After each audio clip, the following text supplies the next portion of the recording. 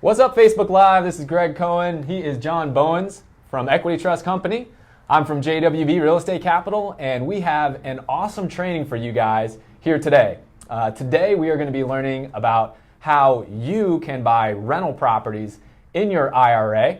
JWB sells turnkey rental properties. John is from Equity Trust Company, which is a custodian that's going to help you arrange your assets in your IRA to be able to buy them. So you got the best of both worlds here today, and we're going to introduce this concept of buying turnkey rental properties in your IRA. And in addition today, we are also going to share some time with a current client of both Equity Trust and JWB. We're going to bring that client on here in just a few minutes so you can see not just what the experts know about how this works and what we've all done in our own portfolios, but what an investor out there has done as well, so you can really relate. So we are super fired up, and if at any point while you're watching this training today, you'd like to learn more specifically about buying turnkey rental properties, I want you to go to this website to learn more. Go to jwbwebclass.com. There's a live training there that's going to give you a lot more information than the time we have today specifically about rental properties. And with that, let's learn a little bit more about you, John. How you doing, buddy? Thanks for coming all this way. I'm good, Greg. I appreciate the opportunity. Thanks for putting this together. And I think one of the things for our viewers to understand is that we've been doing this a long time, and we share a lot of passion for showing people and teaching people how they could potentially create a rental property portfolio either in or outside of their self-directed IRA. Now, my role here is to talk from a custodial perspective, how one can hold rental properties in their IRA, 401k rollover, or other tax advantage investment account. And we're going to talk about some of the powerful tax advantages associated with holding rental properties inside of a self-directed IRA, 401k, or other tax advantage investment account. Now, just by way of introduction, again, John Bowens with Equity Trust Company. We're a passive self-directed IRA custodian. And what that means for our viewers is that if they want to hold real estate or they want to lend money out of their IRA secured by real estate, they have the ability, the capability to do that. Most people are familiar with stocks, bonds, mutual funds, more traditional types of investments held inside of an IRA. And most financial institutions will only allow investors to hold those traditional types of investments. And that's where Equity Trust has sort of carved out a niche in the financial services industry, where we're set up, we're built, we have the infrastructure, the technology in order to accommodate investors that want to use their IRAs or 401ks to invest in real estate. And I'm glad that you're bringing the Beevers on here to talk a little bit about how they've done that with their Equity Trust IRA. So the idea is investors having the ability to take full control and be able to invest in a wide array of other types of assets, and they're not limited to just stocks, bonds, and mutual funds. Absolutely.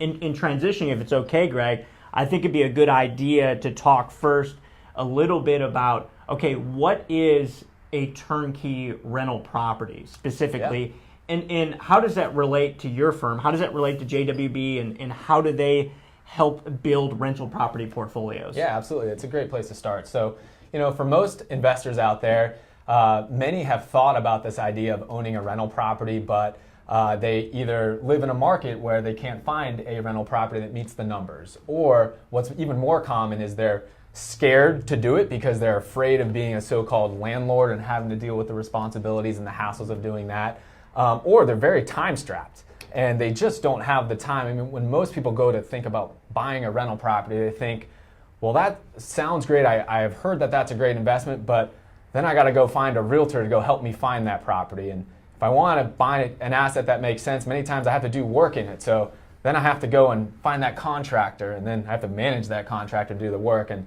then I have to go and find the property manager. And so either they're faced with a really effort-laden experience, or they just don't know where to start. So when you ask what a turnkey rental property is, it's a completely different approach to buying investments. It's built for somebody who typically invests in the stock market, but they're just not getting the type of returns or the type of consistency in the returns that they want in the stock market. But they love that experience, right? I mean, the stock market experience of buying and selling is great, right? Right. I mean, we that's hassle-free, really. You could just buy and sell. And managing your asset is relatively hassle-free as well, as long as the returns are consistent and meeting your numbers. So in turnkey rental properties, what you're able to do is to work with a firm like JWB, and we do all of those steps for you, so it becomes a hassle-free experience. So a client like Tim Beevers, who we're going to meet here in just a few minutes here, is able to basically contact JWB and say, hey, listen, you know what? I've got plans to retire in X number of years. I've got this pile of money that is not working so well for me in the stock market. I'm going to put it into a portfolio of rental properties. JWB, go build that rental property portfolio for me and send me the checks every single month from the rental income.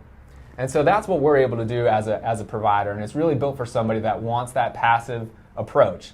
And so when we talk about that passive approach, that works really well with IRA investments. And just to kind of clarify, because John talked a lot about a lot of really good things. I mean, so my personal story, I started out working in corporate America, and I remember in the dark ages of investing for Greg, right, sitting down and going through my options for my company 401k plan and thinking that investing in my retirement consisted of those 10 choices that I could choose from to put my money there, and then I needed to turn my brain off and just not think about it. Set it and forget it. Yeah.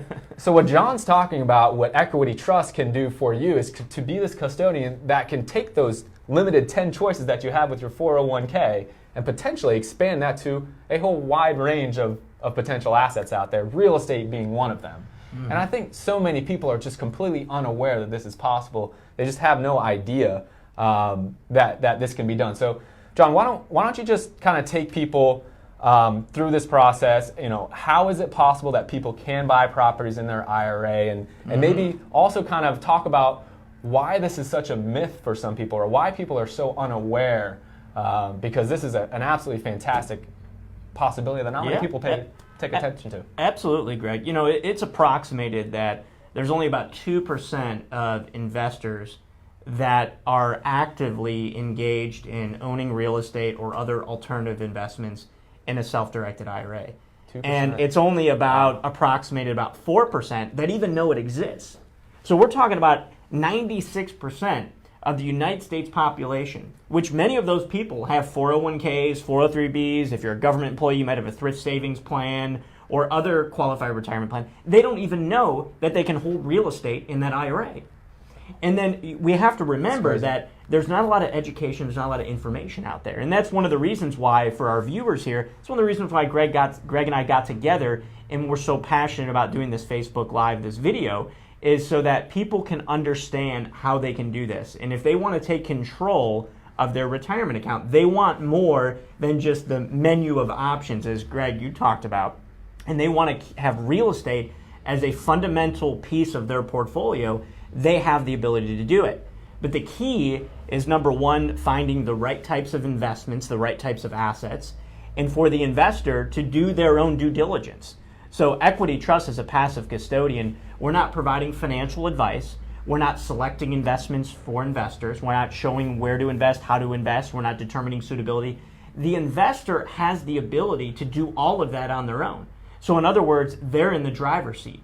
So they identify a property. Now it might be where they find a turnkey type of opportunity, or they find an opportunity on their own, and they come to Equity Trust and they say, Equity Trust, transfer X amount of dollars from my current IRA company, or roll over my old 401k or thrift savings plan or 403b, I no longer work there, roll it over, and then acquire the property.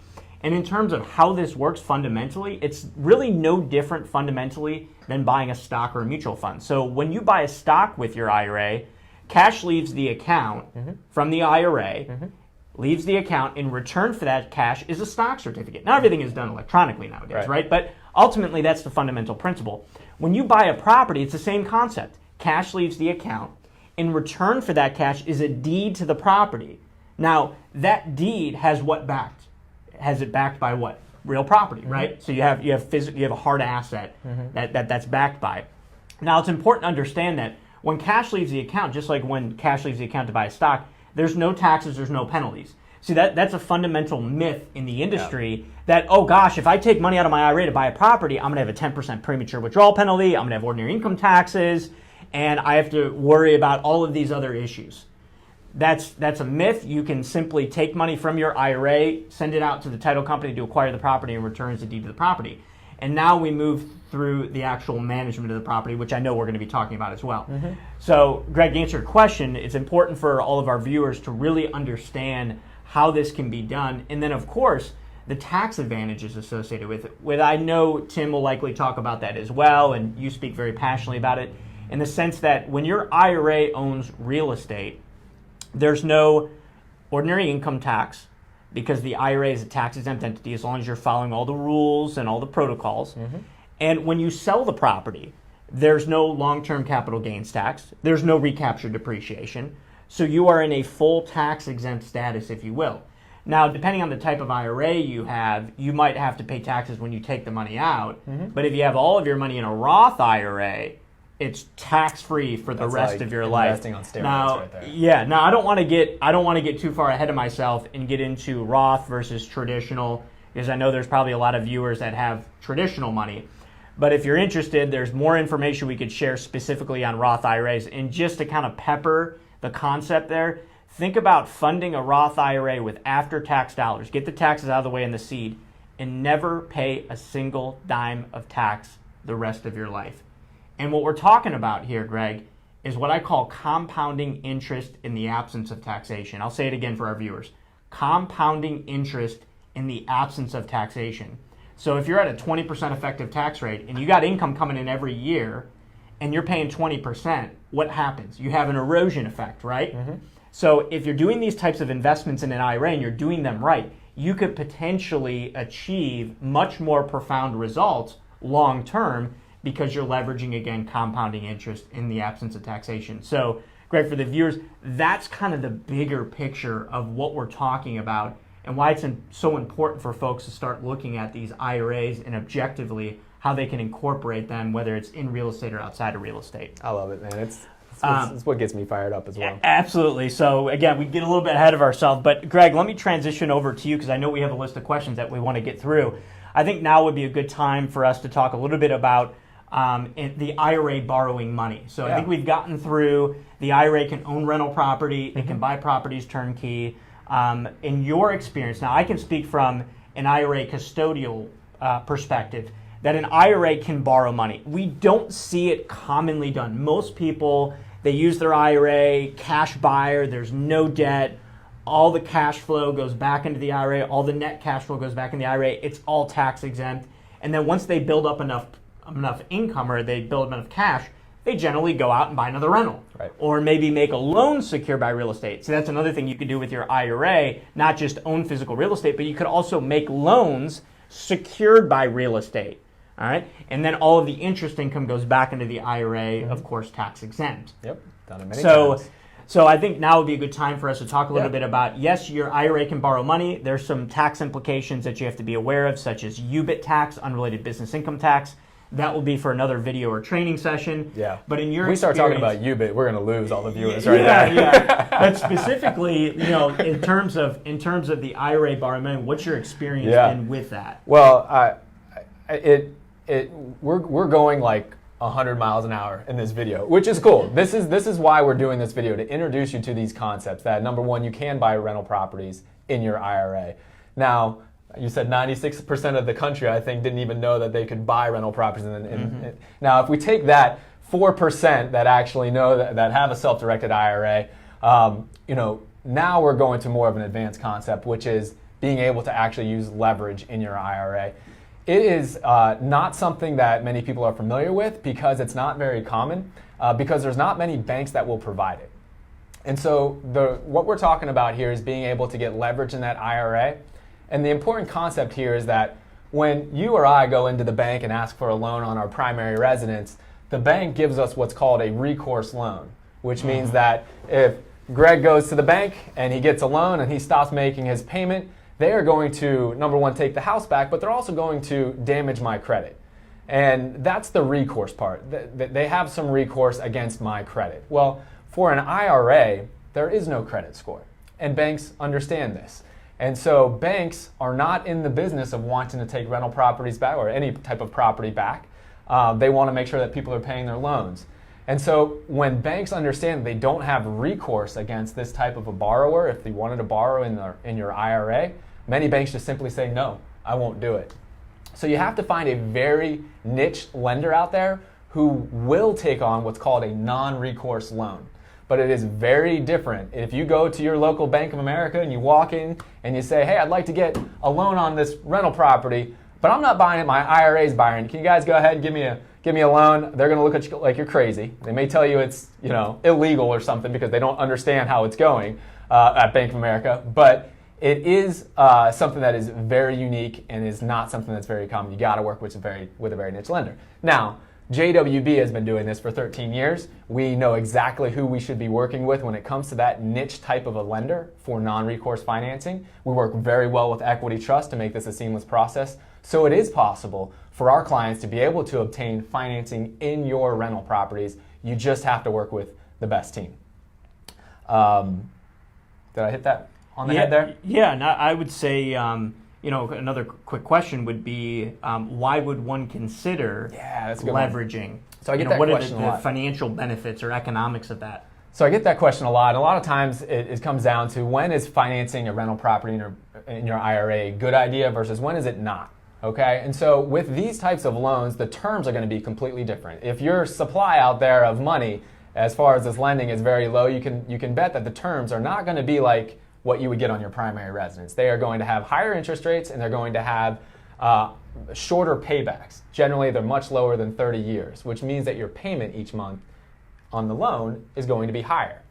So the question is, when should I take out financing on my IRA property and when should I not? Well, if this is something where you need to have this loan paid off to live out your retirement, let's say in the next 5 or 10 years, a non-recourse loan, which may have a higher payment for the next 10 or 20 years and may erode your cash flow, might not be the best thing for you. So if you have a short time frame of when you need to actually use that rental income on that property, a non-recourse loan is probably not the best bet for you. But if you are somebody who is a little bit younger, maybe you're somebody in your 30s or 40s, and you've got 20 years until you need to access the money in your retirement account, financing might be a great asset for you. It might be something that really might help you catapult your returns. And the reason is because generally what you're going to be able to do is instead of buying one asset, buying it all cash, you might be able to buy 2 assets and pay 50% down. So you're able to take those assets and increase the number of assets that you have. And the key here is that these assets still pay for themselves every single month. So you don't go cash flow negative, they still pay for themselves every single month, and you weren't going to touch the money anyways for 20 years. So it's not like that extra little bit of cash flow really made an impact on your life over the next 15, 20 years. But in 20 years when it's paid off, when you get to retirement, you now have 2 assets that are fully paid off rather than 1. And at the same time, hopefully you invested with the right team in the right market and you were able to see some property appreciation. And do you like property appreciation over 2 assets or 1 asset, right? Yeah, so looking at the blend of cash flow and appreciation would be important to an investor to determine suitability for their portfolio. Mm-hmm. The other thing that I heard in there, Greg, for our viewers to summarize here, is diversification. Yep. And that's really, from my perspective, when customers reach out to our firm and they say, hey, I want to buy rental properties, whether it's turnkey or not, or if they want to make loans or do other types of alternative investments, they're typically doing that for diversification purposes. And because they see an opportunity to drive a higher rate of return than what they're making now in traditional investments. Yep. Now, I want to be careful and clarify here. There is no guarantee, right, that by investing in real estate or alternative assets that you're going to make above stock market related returns. But I can share from my experience, many of the investors that come to us, they see alternative assets as a diversification strategy to invest in assets that aren't correlated to the traditional stock market and potentially drive higher rates of return. So I think it's important for our viewers to understand that concept of owning multiple properties instead of just one. Yep. From a diversification perspective. Yep. That being said, Greg, is there anything else we have before we move on to the Beevers? I know Tim is ready to rock and roll. Well, I think he is. Pending the Facebook Live gods here, if they, and I think I got the thumbs up that the Facebook Live gods gave me the thumbs up that we're going to be good for Tim joining here in just a few minutes here. But we'll get Tim on here and just to share, before Tim comes on here, I'm going to introduce you to a gentleman named Tim Beevers. Tim and I go a long way back. Tim will probably make lots of fun of me when he does jump on here about how young I was when we started to invest. I think he tells me that I looked like I was 16, and I think he tells me that I look about 18 right now. But Tim jumped on board with JWB and with Equity Trust, I think it was 7.5, 8 years ago. And it's just been a wonderful working relationship with him and his wife, Kate. They jumped on board, and I remember working with Tim early on, and he had a real plan for what he wanted to get out of his retirement account and what he wanted to get out of the investment overall. So when you talk about, why do people go from the stock market and come into rental properties, that's why I thought bringing Tim on would be a perfect opportunity to get inside his head, because I know he had a lot of thoughts specifically on that. He was coming from a stock market environment. It wasn't as consistent. It wasn't producing the type of returns that he wanted. And he said, you know what? I need to go into rental properties. But the guy lives in Oregon. He lives in McMinnville, Oregon. I looked it up. I didn't know where the heck McMinnville, Oregon was. But he lives in Oregon. And Oregon was not the right place for him to buy rental properties. So he wanted to take a different approach, and he wanted to come to a provider like JWB to handle it. And that's why, working together with Equity Trust, we were able to make it a really seamless experience for him that did sort of mimic or model the ease and the seamlessness that he was able to experience with his stock market investments, except now he had this well-diversified portfolio that was able to produce for him. So Facebook gods, how are we doing over there? We're getting there. There's the voice of the gods over there. Well, Greg, I'll jump in here while we wait for Tim to jump aboard. And you said some things that resonated a little bit with me. So he's investing across the country, right? I've seen that before with clients using their IRAs. If they're in a market, I don't know specifically that particular market, but if the cap rates unfortunately aren't where they need to be for him to invest and be able to generate the type of retirement lifestyle that he has and that I'm sure he'll talk about, it would make sense for him to look at out-of-state investing. And I think that's sort of the term that a lot of people are using nowadays, is out-of-state investing. And we do business all across the country in all 50 states, and we've been doing it since the early 80s, in fact. Our company founder was the pioneer of this self-directed IRA industry, if you will. And so we've seen clients come from all different walks of life and all different age demographics. We have folks from their 30s to like yourself. You started investing, I think, back when you were in your 20s with your IRA. You started back in your 20s. And, I as well. I've done a fair amount of lending secured by real estate with my self-directed accounts. And, I'll share a little bit of a personal story. My experience in lending secured by real estate has been my retirement plans generate interest income. And when I file a tax return, because it's in my tax-exempt account, I don't have to report that interest income. That's all tax-free profit, if you will, back into my retirement plan. So just as a quick use case here, let's say I make $10,000 in interest income, and I'm at a 30% effective tax rate. So what's 30%? I know you're really smart with numbers, Greg. What's 30% of 10,000? $3,000. So essentially what I'm doing there is I'm paying $3,000 in taxes, and I only have $7,000 left over.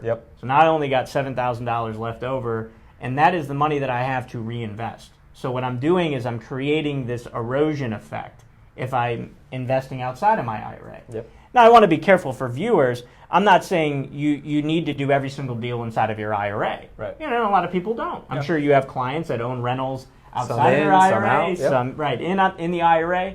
But ultimately looking at, okay, how can I use my IRAs, whether Roth or traditional, how can I use my IRAs, diversify into these types of assets if it makes sense for me, and ultimately be able to shelter some of my income, maybe not all of my income, but shelter some of my income from taxation.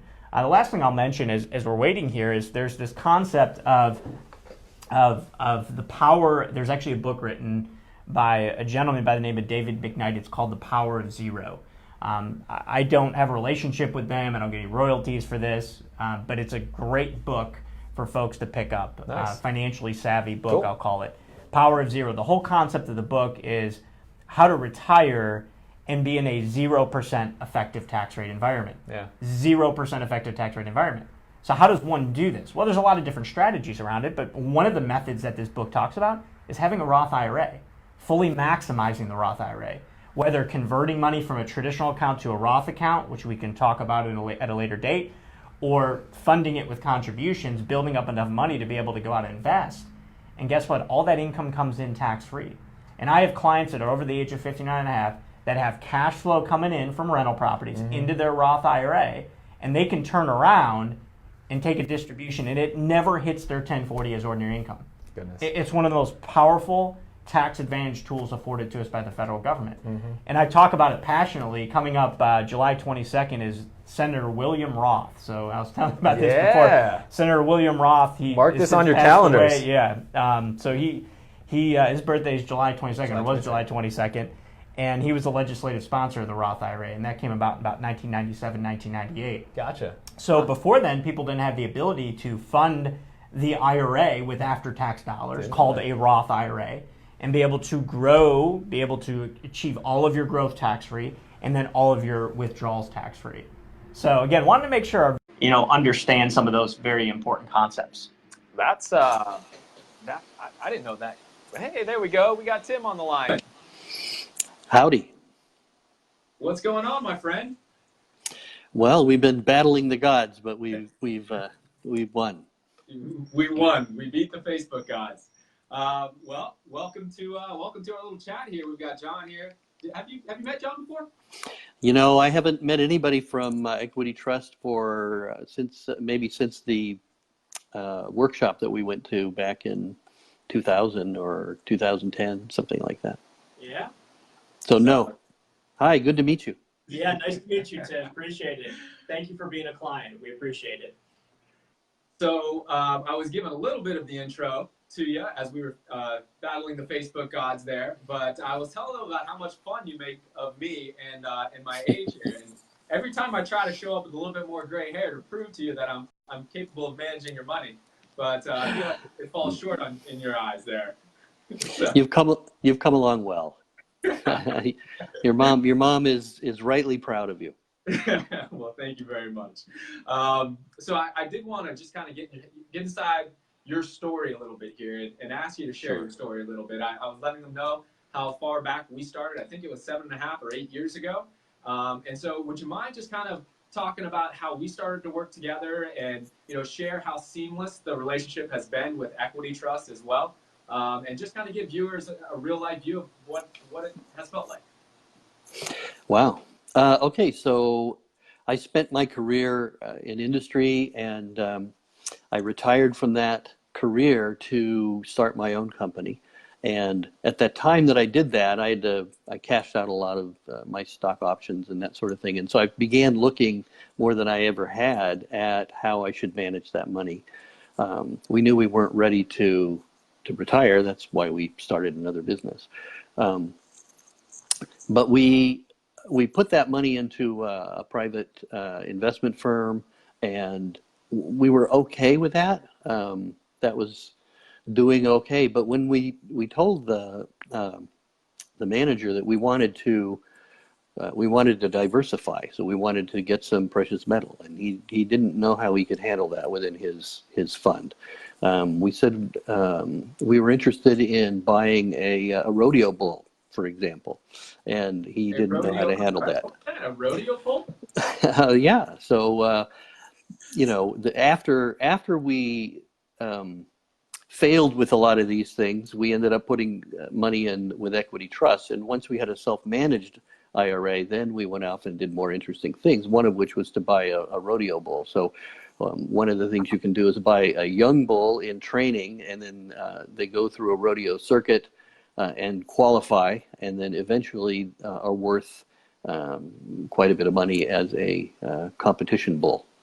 That's pretty cool. That's the first time I've ever heard of something unique like that. I usually ask John what's the most unique investment. He usually has something a lot lamer than that. A rodeo bull is the most exciting thing I've ever heard in an IRA before. Well, that was fun. In addition, of course, because it's an investment you have to manage, you need to go see your bull perform. So you have to go to rodeos, and that's all part of your investment expense. That is really cool. So I'm sorry to sidetrack you with the rodeo bull excitement here. Proceed. Sure. So we were interested in diversification. Once we learned that the fellow we had wasn't going to be able to help us, we started looking around. And I don't remember how exactly we became aware of Equity Trust, but at that year they were putting an investment workshop together, a week-long shop, and we decided to travel to that. Nashville? I don't remember where you were, but we learned about a lot of different ways to invest. And one of the things that impressed me there was this young group of high school kids or something that had this scheme that they were working on. And so we had some more conversations with you and decided that you had a really good business model. And it looked like you were executing on it well. And so one of the things I've learned over time is to look for people who have a good idea, they own that idea, and you can see them working night and day to pursue that. And that's worth getting behind, even if, sometimes it might not work. One of our rodeo bulls did not work, for example, but he was energetic. In any case, you guys had a great model. I really liked the idea that not only were you finding houses in a market that at that time was, I would say nicely from the standpoint of an investor, depressed. You were able to find a lot of houses and to flip them, and only instead of marketing them retail, had a really good business model of building a business that would flip them to investors for more passive investing. So we like that. We like the fact that you were managing those properties after they were flipped. So there was a way to put our money into that real estate market and watch it get followed up with. So we put some trust in you. I think we bought 1 or 2 properties to start with and watched those go for a couple of years, and they were going well, and you were doing a good job. So at that point, we came back and said, I think we're ready to buy another one. And that's when Greg's salesman kicked in, and and he said, well, why buy one when you can buy 2 or 3? And so we talked about that, and he found us a couple of people to loan us some money, and then we bought, I think it was 3 that time. And I think worked our way up. So having had a portfolio that was generating some cash already, it didn't take long. I think maybe 3 years or something. We paid those loans off, and those properties have been generating cash. We're old enough that we weren't particularly interested in treating our real estate investment fund as a growth fund. It was really more as a way to capture money that we already had and turn that into an income stream. So we still kept stocks. We took some money and funneled it off into precious metals, and some of the money still in real estate. If we were younger and we were trying to grow that more quickly, then I'd probably still buy more properties on a loan with a loan. So people should keep that in mind. It's a little trickier, and so you should be aware that there's more management required. And between Greg and Equity Trust, they should do a good job of letting you know what the returns are, the short-term returns are on that investment. The key there, though, is be in an area that you think has some potential for real estate appreciation, because that's where I think you're really going to see your growth. In our case, for example, the cash flow is nice, but we are expecting. Yeah, we're expecting at some point. Oh, go ahead, Greg. Well, I was just going to relate something that you told me many times, which was kind of the standard for getting into this investment for you was to make sure that the returns on cash flow were there for you, right? And then anything above that is gravy. That's an added bonus on top, which you've been blessed to receive a lot of added bonus because of the time that you chose to start investing, which is wonderful, right? But the standard of really why you got into this was diversification from the stock market and that rate of return that came strictly from the cash flows, which is, I think, that is the right approach. We need to start there. That defines the first level of success. And once you get there, then you look for potential growth market, which is why we, obviously believe fully in Jacksonville, because it seems to have the best of both worlds there. It's been a good trip. Tim, can you talk a little bit about the experience? I think people might not be aware of how it actually works to choose a property with JWB and have everything work with Equity Trust, and really what the client communication has been, and really what it doesn't have to be. I mean, a lot of this, as John was talking about, the Equity Trust side is the passive custodian side. So knowing that you haven't had to have a lot of interaction with Equity Trust and everything has just been handled is a pretty fantastic statement on that seamless approach. But why don't we talk about how you came to us, and you chose your properties with us. We put them under contract, and then JWB works seamlessly with Equity Trust to arrange the closing. I know it's been a lot of time since you went through that process. Do you remember that? I do remember that. After the real estate investment seminar that you guys put on, we percolated a little bit, had some discussions about whether we were going to go with that. Once we decided to do that, you invited us out to go look at some properties. And I think that was at a point in your growth phase when that was part of your marketing budget to do. And that worked out well for us. All right, that's good. I think it shows that you have confidence in what you do. But going out there and walking through, I don't know how many houses we looked at, a dozen houses or something, and found some that we thought were in the price range that would allow us to get more than one property, and kind of see how you were going to do in following through that. Worked out great. So physically walking with us, meeting your team, talking with pretty much everybody on your team at that point.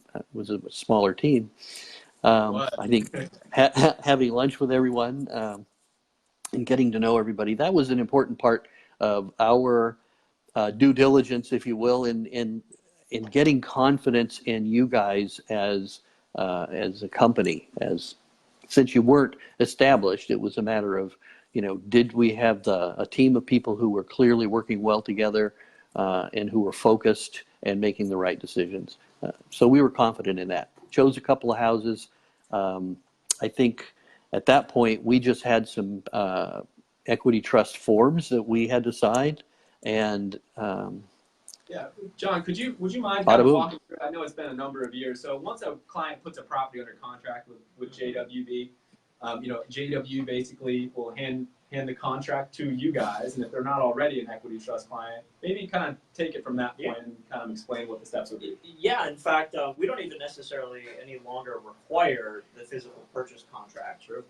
Most of everything can be done online now. So at that time, that was years ago, Tim would have signed what's called a direction of investment form and sent it to Equity Trust, or you guys may have sent it to us through Tim. And then from there, we would process the request within 1 to 3 business days, and we would wire transfer the funds directly to the title company. So think you have a real estate title company, and you have Equity Trust, and then you have JWB. And so all 3 parties are sort of coordinating the efforts together to close the transaction. So paperwork comes in, Tim authorizes the purchase, and then Equity Trust affects said purchase. And of course, we're not pushing the money out without the client's request. Right. So the money goes out, and then in return is a deed to the property. Now today, we have the online technology where Tim can log online, and of course, if your team wanted to help him with this process, that would be possible as well. But Tim would log online, key in all the information, do a document upload of the HUD-1 settlement statement, and that's really the only document that we need. Now, if your title company that's closing the deal requires Equity Trust to sign the closing documents, which we can do in those circumstances, then those documents would be document uploaded into the system as well. And what it's doing is it's removing the need to fax or scan an email or shuffle around paperwork. You can do it all through the online system upload. And then Equity Trust would, of course, wire transfer the funds out from the IRA to the title company, and then in return for that cash is the actual physical deed to the property. And we can store that physical deed in our safekeeping vault in our headquarters in Westlake, Ohio, which is just right outside of Cleveland, Ohio. So that's the process. The transaction can be completed from beginning to end within 3 business days. But as you know, we have situations that come up and clients need to close a little bit quicker. So we do have the mechanisms and capabilities to really close within 24 to 48 hours as needed. It's incredible to work with a partner like Equity Trust. I mean, quite frankly, they flew down today to be here to invest in relationship with our viewers and with JWB. And right now, different members of their team are sitting with our team and saying, hey, how can we make sure that this is even more seamless? What can we do to make sure that we're speaking the same language?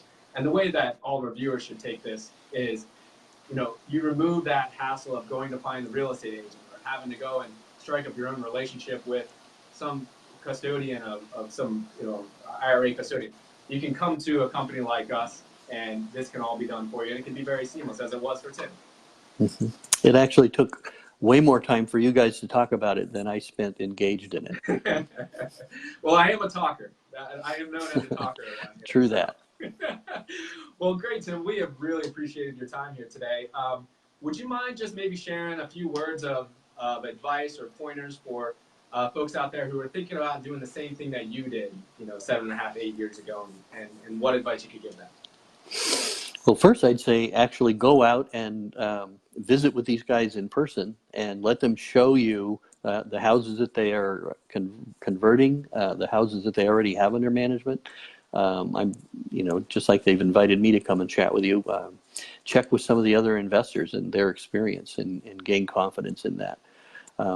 After that, I think it's a matter of deciding whether you want to fully own a property and be investing just for cash flow, or if you're trying to grow your portfolio and therefore you want to explore some more interesting pathways. Absolutely, and those are great discussions we love to have. I mean, our team really gets excited when an investor calls us up and says, you know what, I'm 20 years away from retirement. I want to focus on growth so that I can maximize this. Or a client may say, you know what, I'm 3 years away from retirement. I want to maximize consistent cash flow coming from this. I want to throw in one interesting thing. I didn't do this with JWB or Equity Trust. I did it with Equity Trust, sorry. But outside our IRA, this portfolio, my wife and I decided that we wanted to buy properties together. And so we bought some property lots, and the lots were deeded half to her IRA and half to my IRA. And the idea behind that was I had more free cash in my IRA. So she didn't have enough money to build a house on one of these lots, but mine did. So by buying the property, the lots, and share them between the two IRAs, we could shift the percentage of ownership of that asset as we develop the lots. So that was a bit of a tricky thing, and something that you guys might want to consider in some of your more advanced transactions. That's it. That's a pretty cool strategy. If we're going from 0 to 100, you just took us to 150 miles per hour. That was fun. But that is definitely possible. We've seen clients be able to basically kind of set up their accounts specifically to maximize the value in each one of those accounts, and sometimes that means combining. Yeah, that's a great point, Tim. I'm glad you brought it up because it's something that we haven't explored just yet. It's a little bit more of an advanced type of topic, but we do see that commonly where a husband and wife will partner their IRAs together.